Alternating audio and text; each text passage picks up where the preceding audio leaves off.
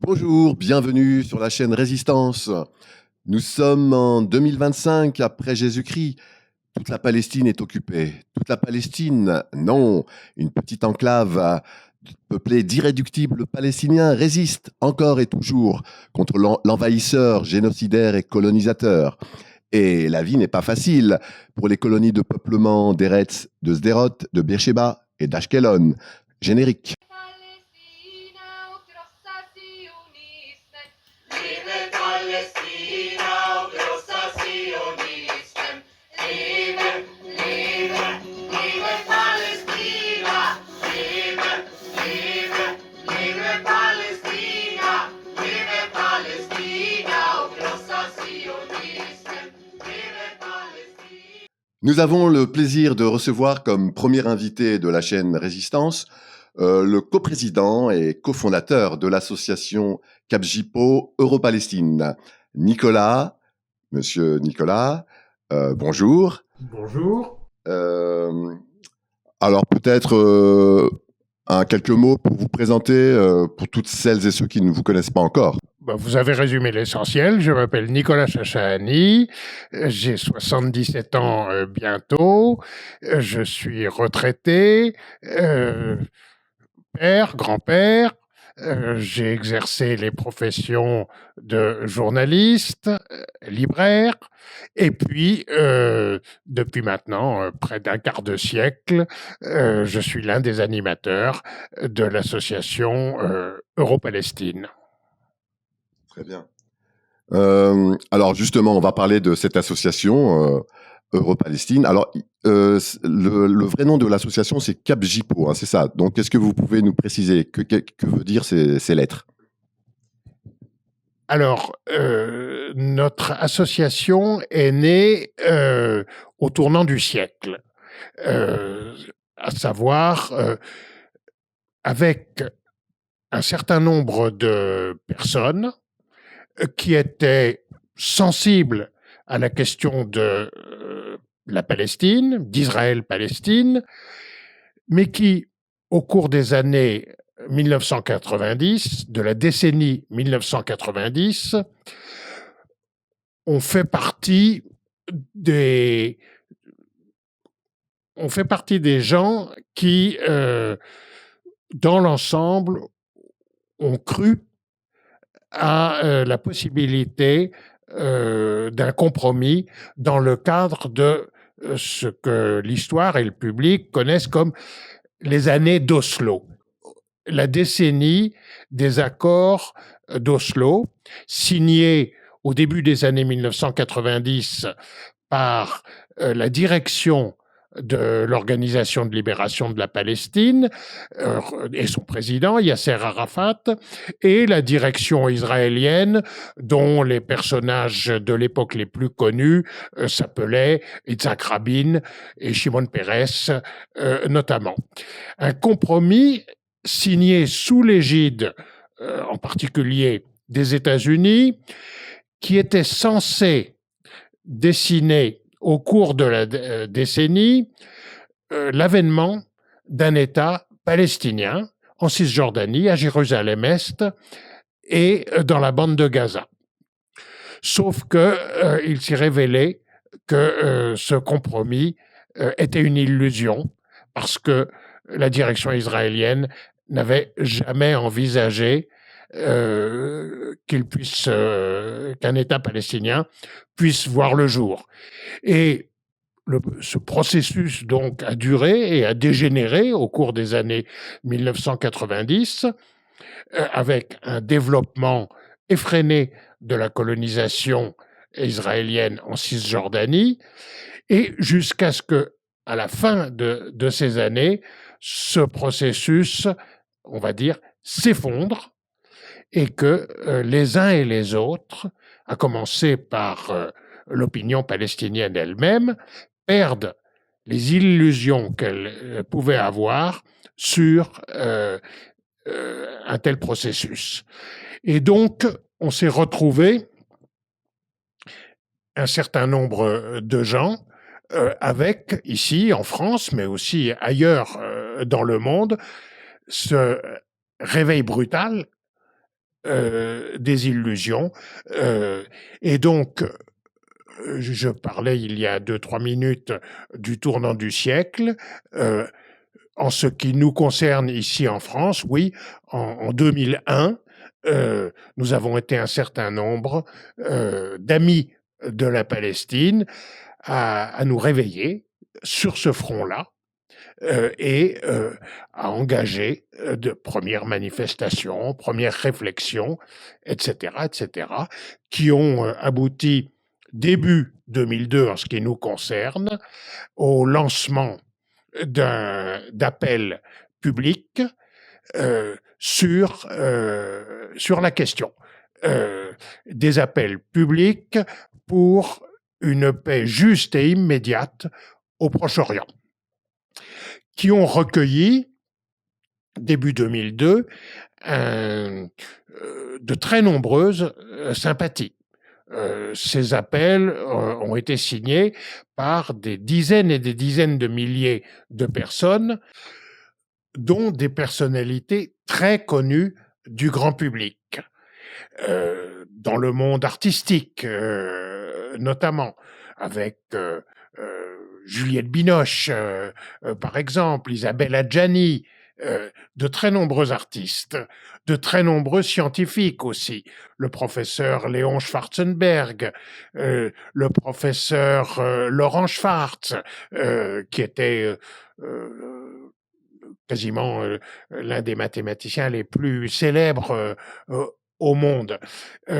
Et ce succès médiatique qui s'est traduit rapidement par notre présence et leur présence dans la rue, dans des manifestations de masse, regroupant des gens de toutes origines, d'origine juive, d'origine musulmane, croyants et pas croyants, eh bien, a été très rapidement suivi par une réaction en retour de tout ce que la France et le Landerneau connaissent comme soutien du régime israélien. Avec quelque chose que nous connaîtrons jusqu'à aujourd'hui, à savoir de qualifier la partie palestinienne de terroriste, et par contre-coup, la partie pro-palestinienne d'amis du terrorisme, et encore plus avec cette carte pourrie qu'a été et qu'est toujours le chantage à l'antisémitisme. Chantage à l'antisémitisme qui est une arme redoutable, susceptible d'intimider dans un pays comme la France, où les préjugés anti-juifs ont longtemps existé, et ont longtemps été traduits en actes dramatiques, sous l'occupation et pendant la Deuxième Guerre mondiale en particulier, où c'est bien l'État français, la police française, qui a prêté la main à la déportation de plus de 80 000 personnes. Le président Chirac l'a même reconnu officiellement. Et il a fallu, comme tu le dis, il a fallu plus de 50 ans pour que l'État français, en 1995, avec son nouveau président de la République, Jacques Chirac, reconnaisse la faute, le crime, en réalité, de l'État français vis-à-vis des populations juives dans ce pays. Par conséquent, le pouvoir d'intimidation de ce chantage à l'antisémitisme, alors même que les Palestiniens ne sont évidemment coupables en rien de ce qui est arrivé en Europe, où plusieurs millions, jusqu'à 6 millions de Juifs ont été exterminés par la machine nazie et ses soutiens en France notamment. le pouvoir de ce chantage à l'antisémitisme est réel et il est en réalité le seul argument, entre guillemets, dont disposent depuis maintenant des décennies les soutiens du régime israélien, puisque la fable qui avait été servie en Occident, en tout cas pendant des dizaines d'années, d'un petit État d'Israël, David, contre des États arabes beaucoup plus nombreux, Goliath, n'a plus résisté à l'épreuve des faits. Revenons à l'année 2002, où donc l'association a été créée. Donc ça c'est concrètement, il y a eu des manifestations, des liens avec le monde étudiant à l'université. Il y a eu des concerts organisés pour sensibiliser le plus grand nombre. Alors, c'est difficile de résumer en quelques petites minutes plus de 20 ans de militantisme. On va essayer quand même. Nous avons effectivement participé rapidement et organisé toute une panoplie d'activités. Les manifestations de rue, des conférences, des meetings, des grands festivals de musique qui étaient placés sous le signe de la lutte contre l'occupation des territoires palestiniens, et ce, à plusieurs reprises. Le premier grand concert, meeting que nous avons fait à Paris, à la porte de Versailles, au Parc Expo de la porte de Versailles. C'était en septembre 2003, avec 11 000 personnes qui ont assisté à cet événement. Très rapidement, nous avons, en ce qui concerne notre association, qui, comme tu l'as dit, s'appelait dans un premier temps CAPJIPO, ce qui veut dire Coordination des appels pour une paix juste au Proche-Orient, nous l'avons placé sous le signe d'appel au boycott du régime d'apartheid israélien, dès 2002 d'ailleurs. Et de même que nous l'avons placé sous le signe de la dénonciation de la passivité et, pour ne pas dire rapidement plus, de la complicité des institutions françaises, gouvernement compris, avec la situation et avec le régime israélien, avec la situation prévalant là-bas, c'est-à-dire son refus de prendre la moindre sanction contre le régime israélien tant qu'il ne respecterait pas un minimum les droits du peuple palestinien. Je rappelle à ce propos que 2002, c'est l'année de création de notre association.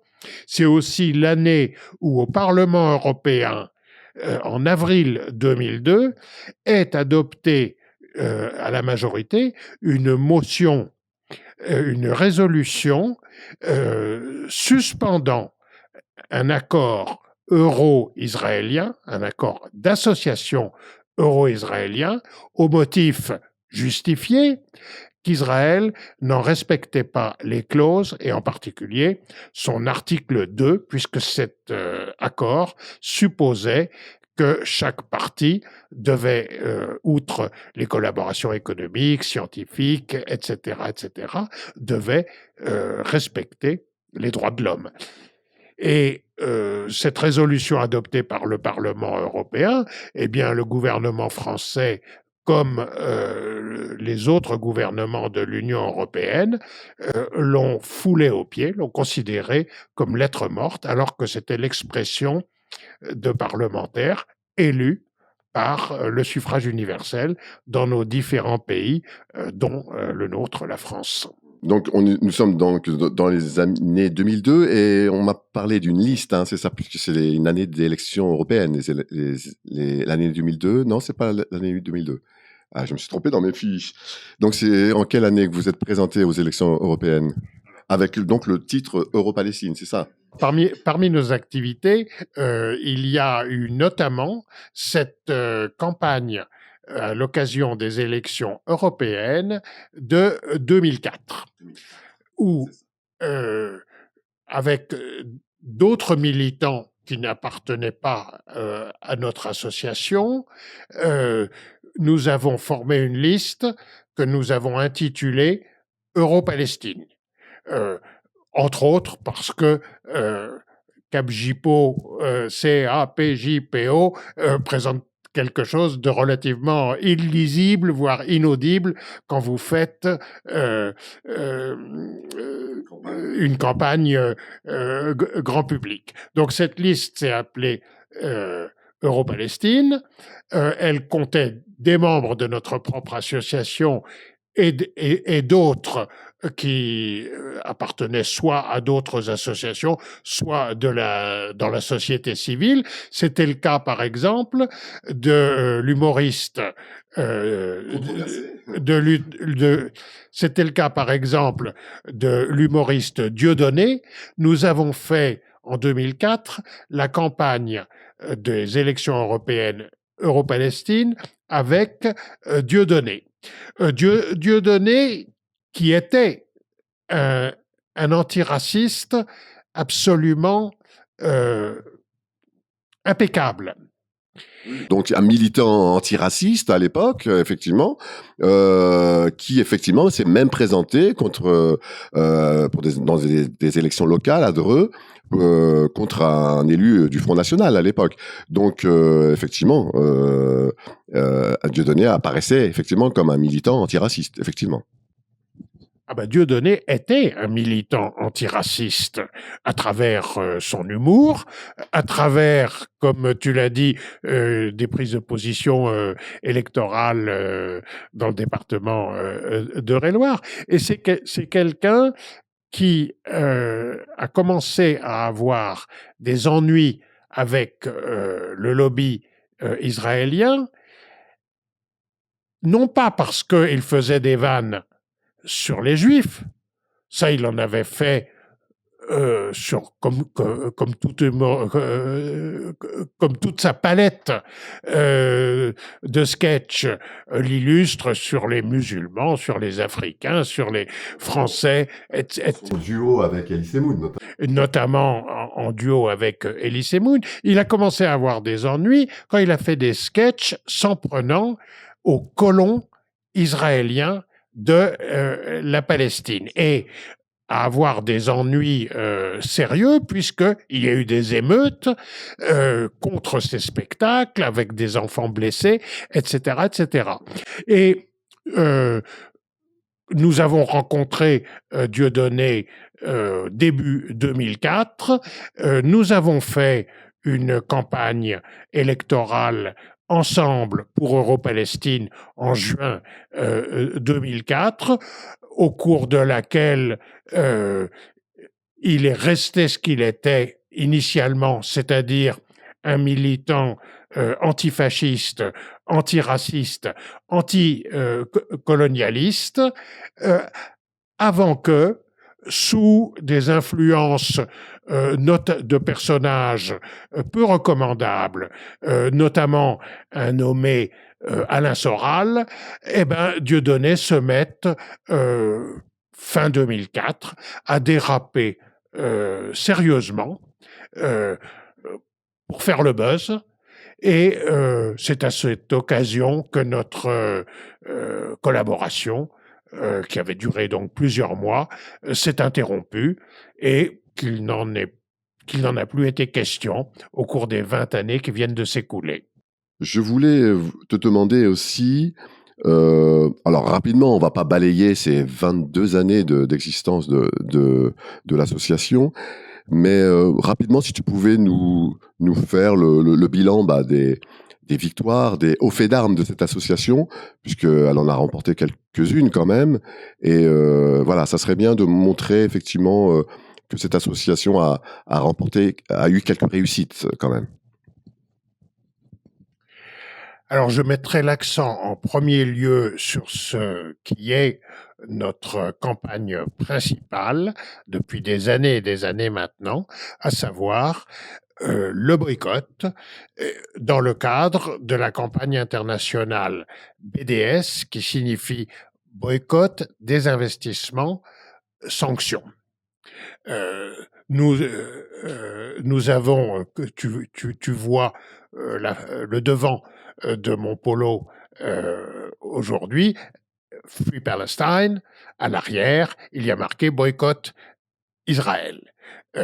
Nous avons mené des dizaines et des dizaines d'actions pour populariser cette idée, avec comme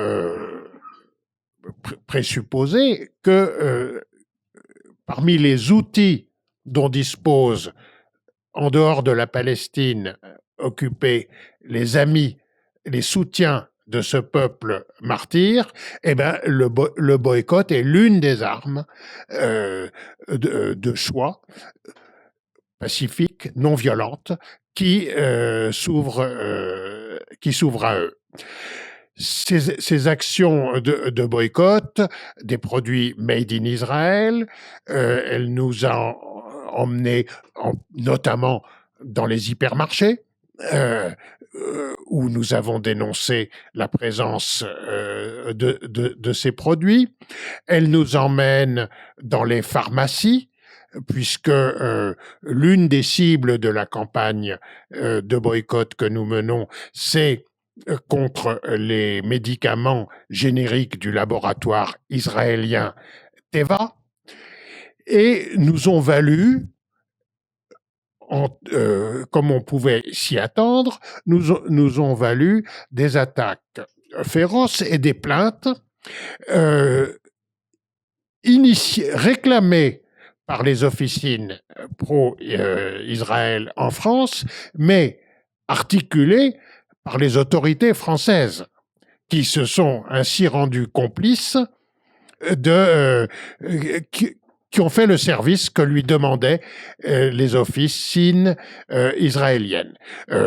Dès 2009, par exemple, la ministre de l'Intérieur, qui s'appelait Michèle Alliot-Marie, pond une circulaire demandant au parquet de France et de Navarre de déclencher des poursuites contre les militants de la campagne boycott. Je ne peux pas te compter le nombre de procès qui nous ont été intentés. C'est, je pense, si on additionne les procès de première instance, d'appel, de cour de cassation, et puis c'est même monté à la Cour européenne des droits de l'homme, on en est à plusieurs dizaines au fil des ans. Parce que le lobby israélien n'a pas eu trop à se casser la tête, comme je le disais. Il réclame, il fait ce qu'il appelle des signalements aux autorités judiciaires, et celle-ci enclenche la machine à poursuivre, ce qui veut dire des convocations de militants, ce qui veut dire des dépenses considérables d'énergie et pécuniaire pour assurer la défense des militants. Nous avons tenu bon,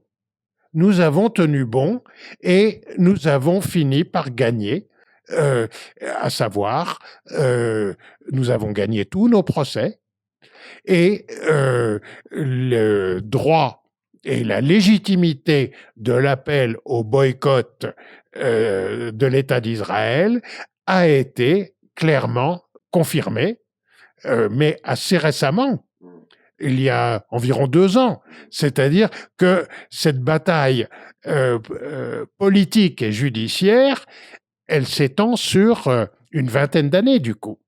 Une belle réussite, une belle victoire, effectivement. On a vu que l'extrême droite aujourd'hui se positionne en faveur de l'État d'Israël. Il y a eu un rapprochement entre des cadres du Rassemblement national qui se sont même déplacés d'ailleurs en Israël. Et alors, qu'est-ce que ça nous dit, ça? De quoi c'est le nom? Est-ce que tu peux nous en dire un mot? Oui, et je trouve que ça illustre très bien cette situation, en quoi on peut être à la fois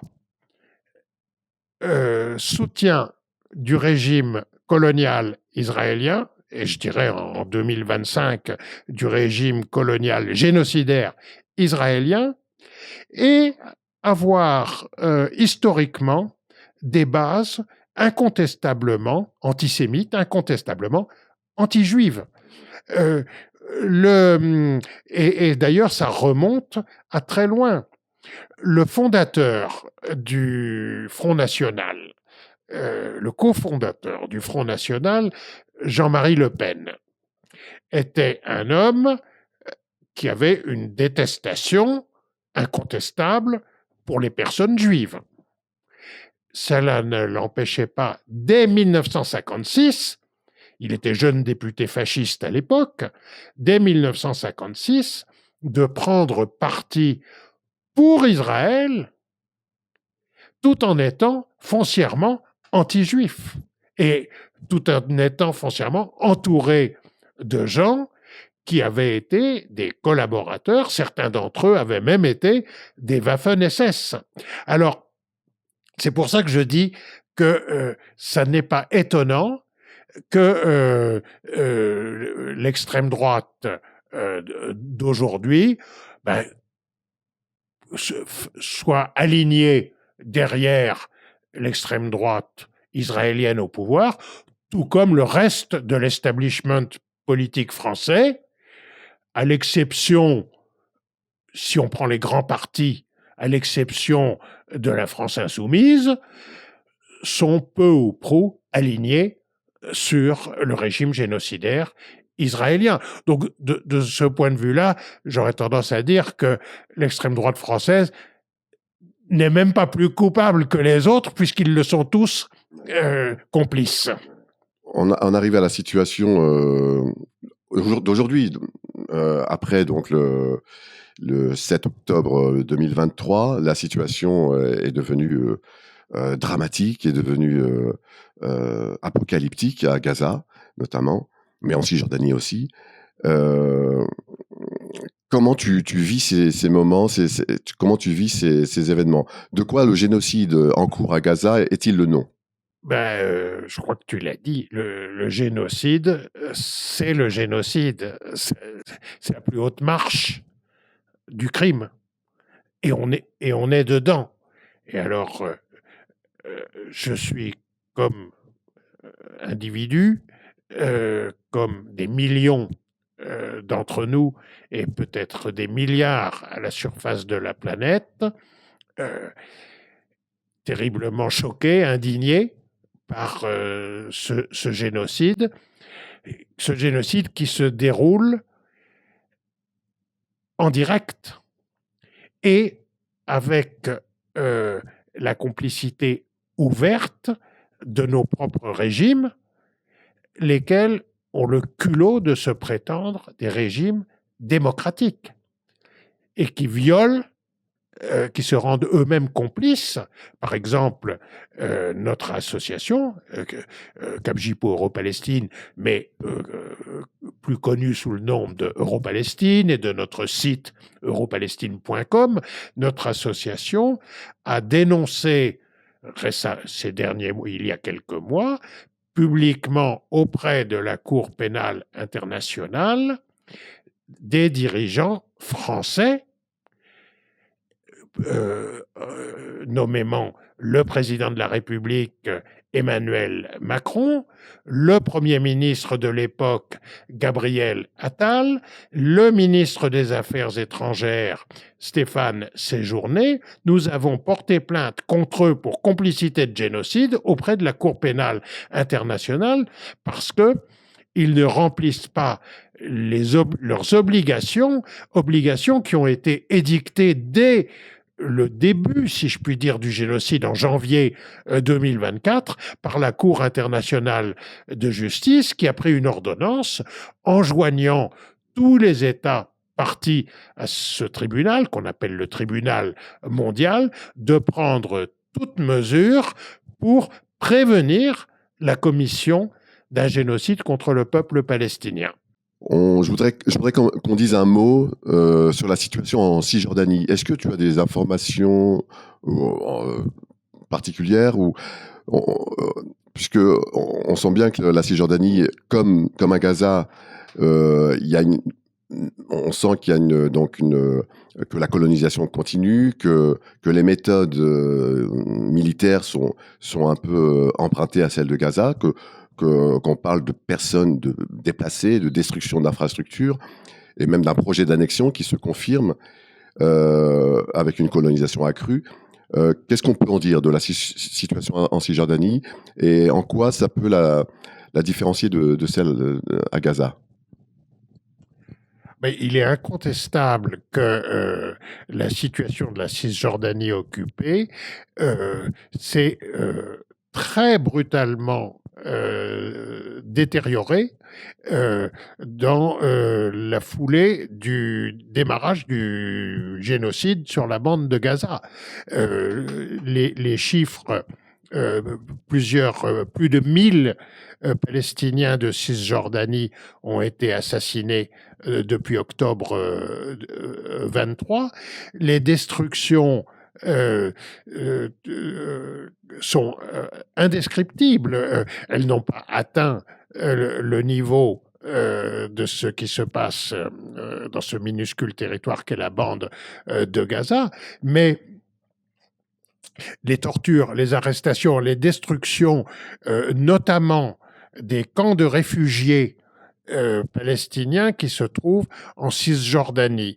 Je pense entre autres au camp de réfugiés de la ville de Jenin, au camp de réfugiés de la ville de Tulkarem, dont des dizaines de milliers d'habitants ont été expulsés depuis maintenant des mois.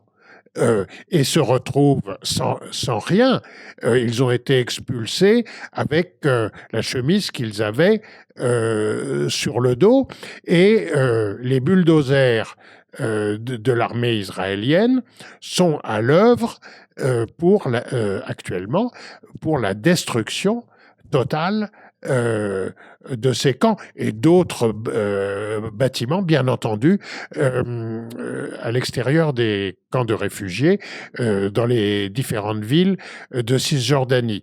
Et clairement, l'objectif israélien est celui d'une nouvelle Nakba, c'est-à-dire d'une nouvelle expulsion sanglante, non seulement des habitants de la bande de Gaza, mais également de ceux de la Cisjordanie, qui sont plus de 3 millions lorsqu'on y incorpore Jérusalem-Est.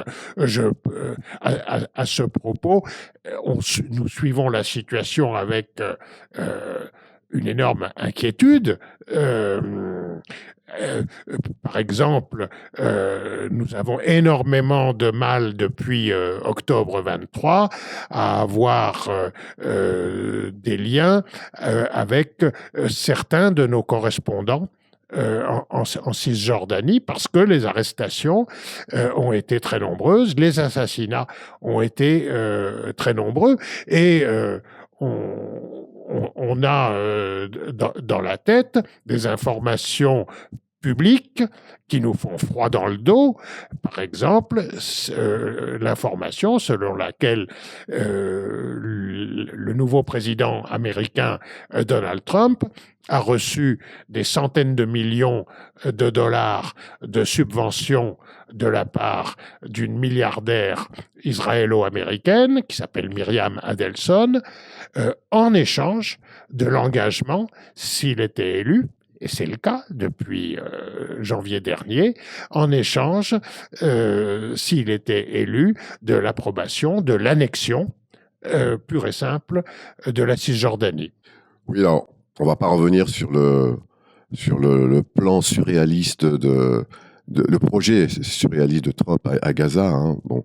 Mais je voudrais qu'on parle plutôt de ce que Macron, de son côté, a en tête. Alors, comment tu analyses le fait qu'il fasse une promesse de reconnaissance de l'État de Palestine d'ici le mois de juin, et est-ce que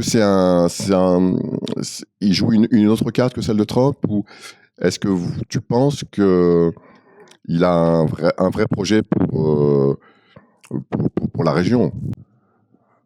Non, je pense que Macron, comme les dirigeants politiques français qui l'ont précédé depuis au moins une quinzaine d'années, à savoir François Hollande et au minimum Nicolas Sarkozy avant lui, ont eu des politiques d'alignement complet sur les desiderata israéliens, ceux de Netanyahou, puisque c'est le même Netanyahou qui a dirigé le gouvernement israélien au cours de toute la période dont je viens de parler.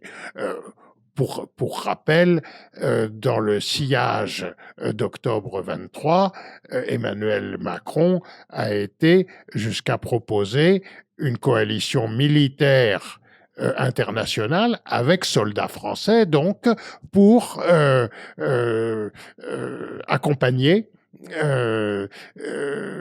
l'agression israélienne et les massacres israéliens. Alors, il fait de la communication. Il est un jour, Macron revient un petit peu sur la question. Le lendemain, il remet le couvert.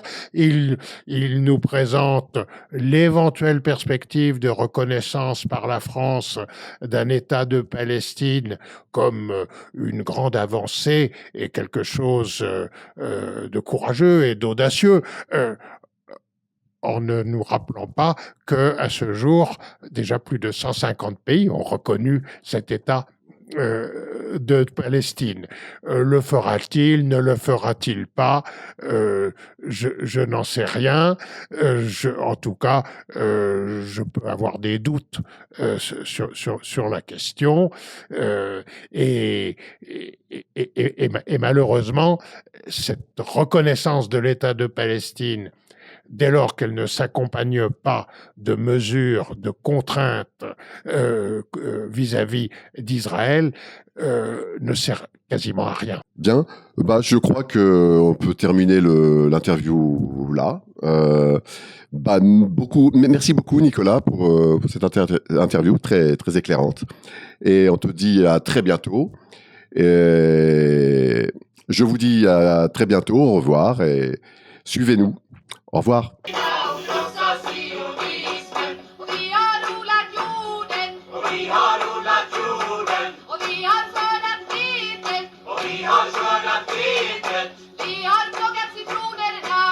har plockat citronerna